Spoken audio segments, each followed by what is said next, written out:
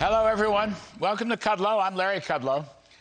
All right, Joe Biden's economic report mentions gender 40 more times than inflation. That, according to a spot-on story from the Daily Caller. Meanwhile, the report mentioned equality 147 times and emissions nearly 100 times.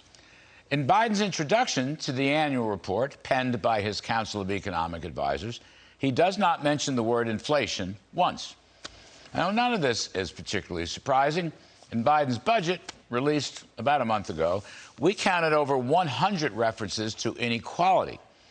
We know the president is in denial about the record inflation surge, which is the cruelest tax of all, to the tune of about $5,200 a year for a typical American family. But I find it even more discouraging that this administration does not seem to care one whit about economic growth and prosperity. For them, tax policy is about punishing success, redistributing income, confiscating wealth. For example, through an absolutely unworkable attempt on attacking unrealized capital gains. You know, the rich have to pay their fair share, according to Biden, even though the rich actually pay upwards of 60% of total taxes, federal, state, and local, throughout the country. Federally, the top 1% earns about 20% of the income and pays nearly 40% of the income tax. I'd say that's fair. I'd even say it's doubly fair. Now, this woke administration has published a woke budget with a woke economic policy. Sex and gender mandates, schoolroom racism, ultra-high taxes on successful entrepreneurs, massive welfare spending without work requirements, deficit finance, and inflationary money. The woke economic Bible is called modern monetary theory, which says spend and create as much new money as you want. It will never cause inflation to rise. Oops. The latest inflation readings from March were 8.5% for the Consumer Price Index, 11.2% for the Producer Price Index, and 12.5% for import prices. Oops. Kind of got that wrong, didn't you, modern monetary theorists? Well, I think modern monetary theory is being thrown out the window, I think. But it still remains there is no emphasis from this group about economic growth. They want to rob Peter to pay Paul, but that does not create growth. Punishing innovators does not create growth. And let's not forget the damage to what used to be the world's greatest energy sector, the jihad against fossil fuels, which continues to this day with a new regulation that would throw out the window President Trump's NEPA permitting reforms, right, that put limits on transportation infrastructure, pipelines, and the like. All this in the name of the Green New Deal, or net zero carbon emissions policy, that has caused oil prices to run sky high. It's like, there they go again, another regulation against energy.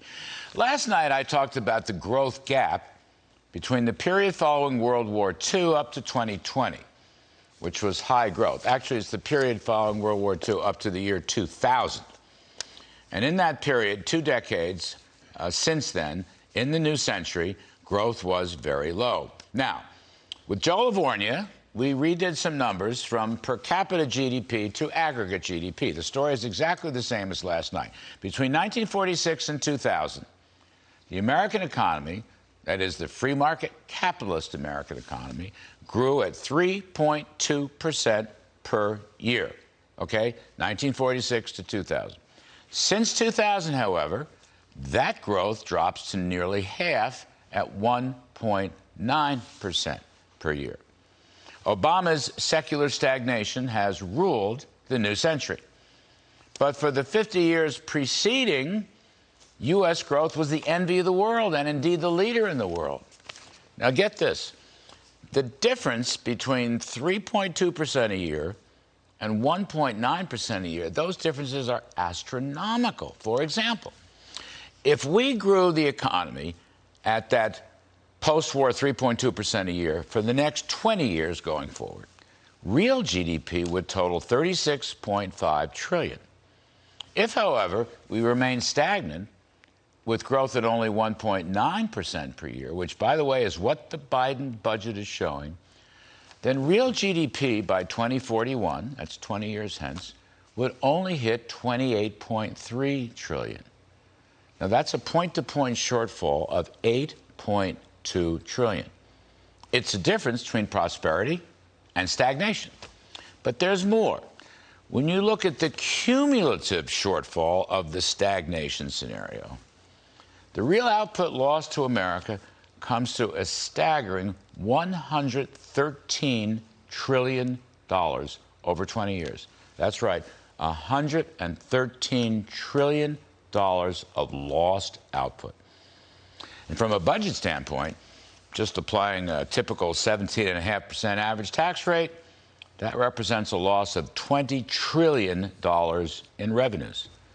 $20 trillion loss. That's not much less than our total federal debt in public hands, which is now about $23 trillion. Too many numbers? Yeah, I really don't apologize, folks. This is a very serious story, and it's a very serious problem. Americans have shown that their system of free enterprise has, in the past 50 years plus, and could in the future, produce vastly more prosperity for every single person in this country. Productivity would be greater, business investment would be higher, real wages for average working folks and their families would be vastly higher. You know what else? More growth from the supply side of the economy would reduce inflation. Higher growth equals lower inflation when it's from the supply side, from lower taxes, fewer regulations, more energy independence, limited federal spending, and balanced budgets. In short, we need to stop big government socialism. We've had too much of it in the past two decades. It's strangled our economy. It's damaged our culture. These left-wing nostrums should be thrown out the window completely. Now, here's a final point on one component of growth. Remember the Trump tax cuts, right? Corporations, smaller business, individuals. Well, this is the one area that Joe Biden has failed to reverse. Now, he tried, but we saved America and killed the bill. Particularly the slashing of the corporate tax rate from 35% to 21%. That, despite Biden's best efforts, still stands today. And it is undoubtedly responsible for whatever limited prosperity we actually have. Now, of course, the left fought Trump tooth and nail back in 2017, and they played the usual Washington games, warning of out-of-control budget deficits and inadequate revenues, as though the woke crowd ever cared one jot about budget deficits. So, today, along comes our pal Dan Clifton, who, by the way, is our lead guest this evening in just a few moments, with some new calculations. Guess what?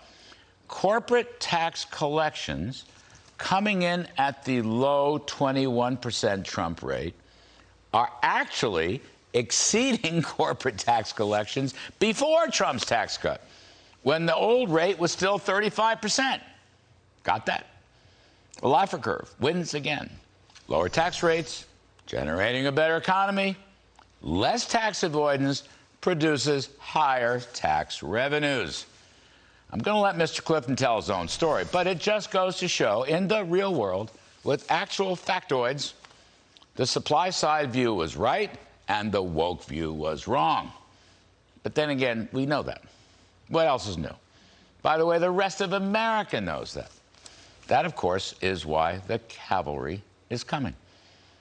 All right, that's my riff.